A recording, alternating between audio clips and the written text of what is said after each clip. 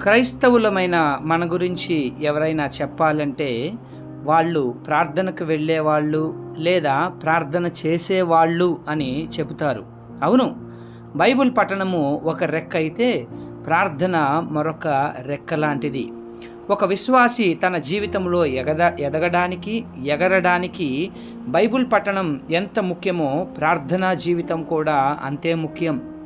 ప్రార్థన లేమి నేటి సమస్య కాదు, కానీ ప్రార్థన చేసే విధానం సరిగ్గా గ్రహించకపోవడమే నేడు ఉన్నటువంటి సమస్య.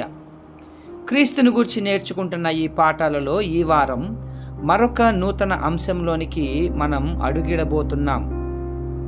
ప్రార్థనా పురుషుడు అనే ఈ నూతన అంశంలో యేసుక్రీస్తు చేసిన ప్రార్థన, అందులోని ప్రత్యేకతలను నేర్చుకొనబోతున్నాం.